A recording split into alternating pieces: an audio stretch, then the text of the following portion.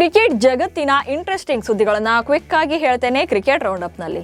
ನಾನು ಶಾಂತ. ನೀವು ಸುದ್ದಿಯಾನದ ಸಬ್ಸ್ಕ್ರೈಬರ್ ಆಗೋದಕ್ಕೆ ಮರಿಬೇಡಿ. ಭಾರತ ವಿರುದ್ಧದ 4ನೇ ಟಿ20 ಪಂದ್ಯದಲ್ಲಿ ನ್ಯೂಜಿಲೆಂಡ್ ತಂಡ ಗೆಲುವು ಸಾಧಿಸಿದೆ. ವಿಶಾಖಪಟ್ಟಣದ ಎಸಿಎ ಸ್ಟೇಡಿಯಂನಲ್ಲಿ ನಡೆದ ಪಂದ್ಯದಲ್ಲಿ ನ್ಯೂಜಿಲೆಂಡ್ ತಂಡ ಬ್ಯಾಟಿಂಗ್ ಮಾಡಿ ಮೊದಲು 20 ಓವರ್ಗಳಲ್ಲಿ 215 ರನ್ಗಳನ್ನು ಕಲೆ ಹಾಕಿತ್ತು. ಈ ಗುರಿ ಬೆನ್ನಟ್ಟಿದ ಭಾರತ 18.4 ಓವರ್ಗಳಲ್ಲಿ 165 ರನ್ಗಳಿಗೆ ಆಲ್ಔಟ್ ಆಗಿ 50 ರನ್ಗಳಿಂದ ಸೋತಿದೆ. ಭಾರತ ಮತ್ತು ನ್ಯೂಜಿಲೆಂಡ್ ನಡುವಿನ 4ನೇ ಟಿ20 ಪಂದ್ಯದಲ್ಲಿ ಇಶಾನ್ ಕಿಶನ್ ರನ್ನ ಹೊರಗಿಟ್ಟಿರೋದು ಅನುಮಾನಕ್ಕೆ ಕಾರಣವಾಗಿದೆ. ನಿಗಲ್ ಇಂಜುರಿ ಕಾರಣ ನೀಡಿ ಇಶಾನ್ ಆಡ್ತಾ ಇಲ್ಲ ಅಂತ ಸೂರ್ಯಕುಮಾರ್ ಯಾದವ್ ಹೇಳಿದರು. ಆದರೆ ಪಂದ್ಯದ ಉದ್ದಕ್ಕೂ ಕೂಡ ವಾಟಬಾಯಾಗಿ ಮೈದಾನಕ್ಕೆ ಆಗಮಿಸಿದ್ದ ಇಶಾನ್ ಕಿಶನ್ ಯಾವುದೇ ಫಿಟ್ನೆಸ್ ಸಮಸ್ಯೆ ಇಲ್ಲದಂತೆ ಕಂಡು ಬಂದಿದ್ರು. ಹೀಗಾಗಿ ಗೌತಮ್ ಗಂಭೀರ್ ಸುಳ್ಳು ಹೇಳಿ ಅತ್ಯುತ್ತಮ ಫಾರ್ಮ್ನಲ್ಲಿರುವ ಕಿಶನ್ ರನ್ನ ಪ್ಲೇಯಿಂಗ್ 11ನಿಂದ ಹೊರಗಿಟ್ರ ಎನ್ನುವಂತ ಅನುಮಾನ ಮೂಡಿದೆ. ವಿಶಾಖಪಟ್ಟಣದಲ್ಲಿ ನಡೆದ ಭಾರತ ವಿರುದ್ಧದ 4ನೇ ಪಂದ್ಯದ ಮೂಲಕ ನ್ಯೂಜಿಲೆಂಡ್ ವೇಗಿ ಮ್ಯಾಟ್ ಹೆನ್ರಿ ಹೊಸ ವಿಶ್ವ ದಾಖಲೆ ಬರೆದಿದ್ದಾರೆ.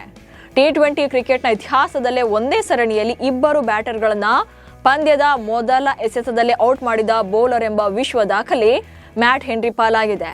3ನೇ ಪಂದ್ಯದಲ್ಲಿ ಸಂಜು ಸ್ಯಾಮ್ಸನ್ ಹಾಗೆ 4ನೇ ಪಂದ್ಯದಲ್ಲಿ ಅಭಿಷೇಕ್ ಶರ್ಮಾರನ್ನ ಮೊದಲ ಬಾಲ್ನಲ್ಲೇ ಔಟ್ ಮಾಡಿದ್ದಾರೆ.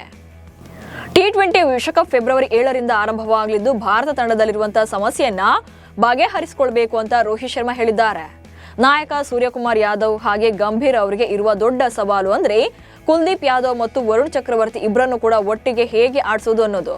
ಇಬ್ರು ಕೂಡ ವಿಶೇಷ ಸ್ಪಿನ್ನರ್ಗಳನ್ನ ಆಡಿಸುವ ವಿಚಾರದಲ್ಲಿ ಸರಿಯಾದ ನಿರ್ಧಾರವನ್ನ ತಗೊಳ್ಬೇಕು ಎಂದಿದ್ದಾರೆ. ನ್ಯೂಜಿಲೆಂಡ್ ವಿರುದ್ಧದ ಭರ್ಜರಿ ಪ್ರದರ್ಶನದ ಬಳಿಕ ಸೂರ್ಯಕುಮಾರ್ ಯಾದವ್ ಐಸಿಸಿ ಟಿ20 ಶ್ರೇಯಾಂಕದಲ್ಲಿ 7ನೇ ಸ್ಥಾನಕ್ಕೆ ಏರಿಕೆ ಕಂಡಿದ್ದಾರೆ. ಕಳೆದ ವಾರ ಟಾಪ್ 10ರಿಂದ ಹೊರಬಿದ್ದಿದ್ದ ಸೂರ್ಯ 5 ಬ್ಯಾಟ್ಸ್ಮನ್ಗಳನ್ನ ಹಿಂದಿಕ್ಕಿ ಮತ್ತೆ ಟಾಪ್ 10ನಲ್ಲಿ ಸ್ಥಾನ ಪಡೆದಿದ್ದಾರೆ. ಕಳೆದ 2 ಪಂದ್ಯಗಳಲ್ಲಿ ಅಂದ್ರೆ 2 ಹಾಗೆ 3ನೇ ಪಂದ್ಯದಲ್ಲಿ ಅರ್ಧ ಶತಕಗಳನ್ನ ಬಾರಿಸುವ ಮೂಲಕ ಸೂರ್ಯ 200ಕ್ಕಿಂತ ಹೆಚ್ಚಿನ ಸ್ಟ್ರೈಕ್ ರೇಟ್ನಲ್ಲಿ ಬ್ಯಾಟ್ ಬೀಸಿದ್ರು. ಪಾಕಿಸ್ತಾನ ನಾಟಕ ಮಾಡ್ತಾ ಇದೆ ಎಂದು ಟೀಂ ಇಂಡಿಯಾದ ಮಾಜಿ ಆಟಗಾರ ಮೊಹಮ್ಮದ್ ಕೈಫ್ ಹೇಳಿದ್ದಾರೆ. ಪಾಕಿಸ್ತಾನ ಕ್ರಿಕೆಟ್ ಬೋರ್ಡ್ ಟಿ20 ವಿಶ್ವಕಪ್ ಅನ್ನ ಬಹಿಷ್ಕರಿಸೋದಾಗಿ ಬೆದರಿಕೆ ಹಾಕ್ತಾ ಇದೆ.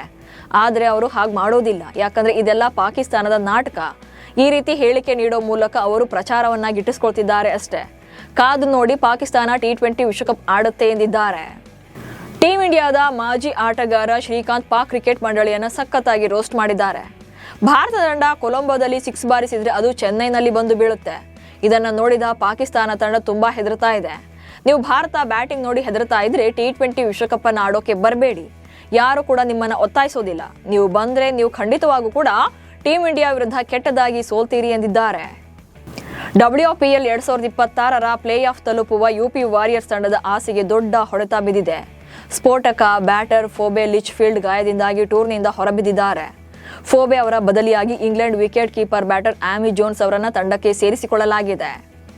WPLನಲ್ಲಿಂದು ಯುಪಿ ವಾರಿಯರ್ಸ್ ವಿರುದ್ಧ RCB ಕಾದಾಟ ನಡೆಸಲಿದೆ.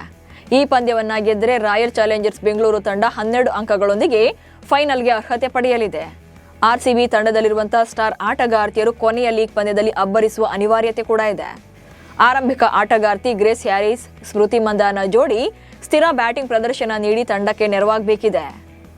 ಕ್ರಿಕೆಟ್ ಆಸ್ಟ್ರೇಲಿಯಾ 28 ವರ್ಷದ ಬೌಲಿಂಗ್ ಆಲ್ರೌಂಡರ್ ಸೋಫಿ ಮೊಲಿಲಿಕ್ಸ್ ಅವರನ್ನ ಆಸ್ಟ್ರೇಲಿಯಾ ಮಹಿಳಾ ತಂಡದ ನೂತನ ನಾಯಕಿಯನ್ನಾಗಿ ನೇಮಕ ಮಾಡಿದೆ. 3 ಮಾದರಿಯ ಕ್ರಿಕೆಟ್ಗೂ ಕೂಡ ಅವರು ನಾಯಕಿಯಾಗಿದ್ದಾರೆ. ಅಲಿಸಾ ಹೀಲಿ ಅವರ ಬಳಿಕ ಮೊಲಿನಿಕ್ಸ್ ಈ ಹುದ್ದೆಯನ್ನು ಅಲಂಕರಿಸಿದ್ದಾರೆ. ಭಾರತ ವಿರುದ್ಧದ ಮುಂಬರುವ ಟಿ20 ಸರಣಿ ಇವರಿಗೆ ಮೊದಲ ಅಗ್ನಿ ಪರೀಕ್ಷೆಯಾಗಿದೆ. ಇವೆಷ್ಟು ಇವತ್ತಿನ ಕ್ರಿಕೆಟ್ ರೌಂಡ್ ಆಫ್ ಸುದ್ದಿಗಳು. ನಮಸ್ಕಾರ.